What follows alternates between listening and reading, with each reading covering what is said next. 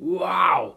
Superbon KOs Giorgio Petrosyan, the kickboxing GOAT, in my opinion, in round 2 of the inaugural One Championship title fight. We need to talk about what happened and how one of the most evasive kickboxers in the world got caught with a head kick, what happened, how it all transpired, what I noticed while watching the fight. There's so much we need to break down, and we need to take an in-depth look at that right high kick of Superbon, the new kickboxing superstar. Granted, he's been around for a long time, he's been on my radar, I was super impressed with him, but I did not think he was going to beat Giorgio. So let's take a look at this fight.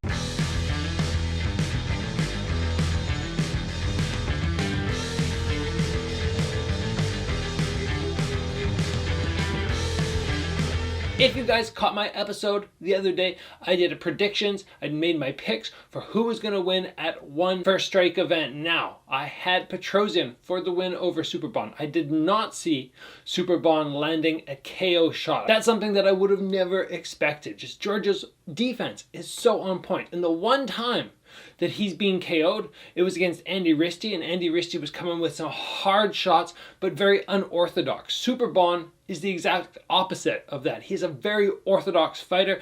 Everything he throws is very crisp, and that's something that normally I would say Giorgio deals with very well. But one big mistake was made by Giorgio, and leading up to that big head kick, I noticed a number of things which are worth pointing out. Now let's start off by talking early in the first round. We see Superbon go cross to right high kick. Just a beautiful boom.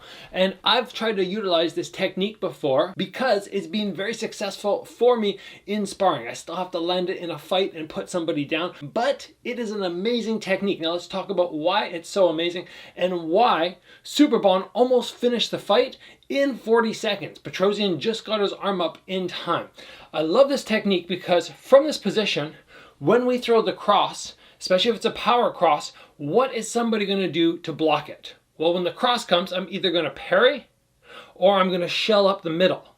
Either one leaves the side of my head exposed, but normally when you go cross to round kick, there's way too much time in between for the person to parry and bring their hand back to where it should be. But the way that Superbon executed was he threw it out, he leaves it out, and he comes up with that head kick, and it's so fast. The timing from one to the other is incredible. And that's what almost cost Giorgio the fight right there. Giorgio goes for the parry, the kick comes up, there's just like a split second, like not even a split second, like a millisecond difference, and that could have been the fight done. And that was only 40 seconds in, and as soon as I started watching, I went, whoa, that's dangerous, and Giorgio needs to watch out. Now, leading up to this event, I was very intrigued by this fight, and I was doing a little research on Superbon, and I was watching him do some sparring, and it was super chill, light sparring. And I honestly went, you know what? Sparring like that is not going to really help you beat Giorgio. You got to pick it up. Like, I was not looking at this going, this is going to bode well for him. Obviously, he proved me wrong, and the reason is that awesome high kick. If we look throughout the fight, the number of times that he let that right high kick go is just like bang, high kick, move around a little bit, bang, bang, high kicks. And I want to talk specifically about the technique behind Superbon's right kick because it is something special. And there's one thing that's unique, which I noticed years ago that Superbon does very often. Let's say I'm going to throw a high kick. A lot of people, my head, you'll notice it just tips back just a tiny bit. Just a little lean back. Superbon's kick is head right here, and he fires it in. There's hardly any fade back. And when he does this, I think it really helps propel his weight forward and bring extra momentum to the kick, increasing the power. It also, in my opinion, maybe disguises the kick a little bit more. As soon as I start to fade my head away, it tells you right away there's no punch coming. But when the head stays right here and the kick comes up, it's much harder to tell if it's going to be a punch or a kick because head movement with punches, like fading back the way I would on a head kick, it doesn't make sense. So that cross to round kick, which we already talked about, really works well with his ability to not fade his head back when he throws those kicks, especially up to head level. He must be very flexible, he has very good balance, and most importantly, he's executing a very nice pivot on his foot, or his standing leg. Now let's talk about the knockout. Giorgio was being very aggressive in this fight, more so than we often see him be, and I can't help but wonder if it was the little bit of bad blood. He just seemed like he had an extra bit of an edge in the interviews, which I've never seen from him before. So maybe he came out to get that KO. And if you change your fight style just a tiny bit, in my opinion, that's a mistake. Don't let emotions get involved. But either way, Giorgio's on the hunt. He's banging away. He takes a couple round kicks off the arms, one up to the head. He goes for the fade back as he sees the head kick coming. And he just didn't get out of the way fast enough. It wasn't even close to fast enough. It wasn't even like the toes clipped him. He took a full foot to the face, but we can see he's leaning backwards, which is a Giorgio thing. He always does. He hits, he fades back. As he faded back though, his hand was just a little bit low, and that's all it takes at this level. One little mistake, one moment where Giorgio slipped back a little too slow, or slipped back and didn't have his hand high enough. He fades back, his hand's a little low, he's not quick enough, and he gets caught. That is how on point you have to be to not get KO'd in the sport at the highest level. And this is a technique that even after seeing it, I'm still very surprised it landed on Giorgio, because it wasn't like Superbon was massively setting it up. He wasn't doing any big fakes. He's just throwing the round kick, throwing the round kick, throwing the round kick. And it's something that if I was training for a guy like this, I'd be like, okay, hands are always up. Every time I see movement, I'm going to come across. Gonna come across like that, and I'm never gonna let my hands drop. And before, I've actually done a video, you can check it out up here, where I talk about the dangers of executing the fade back. The fade back is very nice, but a little mistake and something like what happened to Giorgio will occur. Now let's talk about two things from here.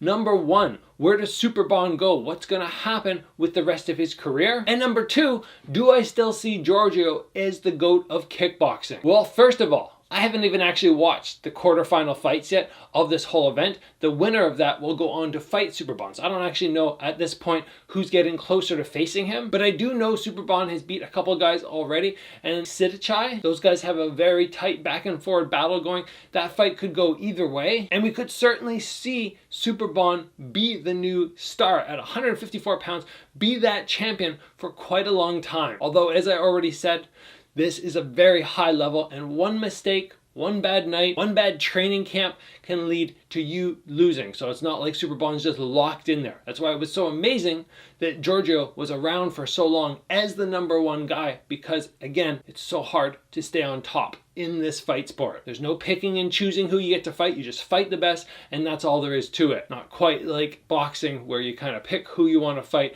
and everything's timed out very nicely. Now, is Giorgio still the GOAT, in my opinion, after a big KO loss like this? It's very hard for a lot of people. They see somebody lose and they go, okay, no, that guy's not the best. He never was the best. And they write them off very quickly.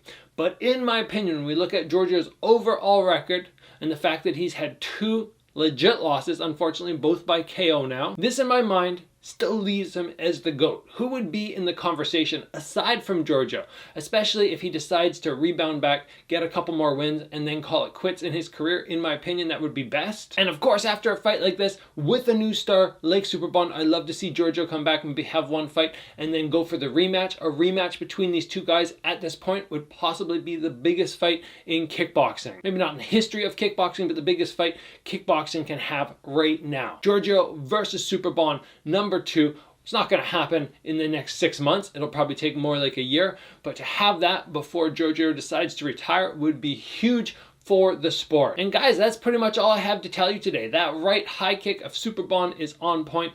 Watch the head positioning, watch that cross to round kick, and just the fact that he throws it so effortlessly and it's constantly coming at you, this height or this height, just switching it up all the time. It's a fantastic technique, and we might even see it rival the left round kick of Buakaw as we see Superbon sort of unfold more and more on the 1FC stage. Possible. I don't know. That left round kick of Buakaw, in my opinion, is just so unique and probably pretty untouchable, but that right round kick of Superbon is looking on point. So what do you guys think? Do you think a rematch is warranted? Is Superbon one of your new favorite kickboxers after seeing him KO Giorgio Petrosyan? Let me know in the comments below, guys. If you enjoyed the video, please give it a like. If you haven't already, join the channel and get subscribed. Train hard, guys, and I'll see you back here soon for another video.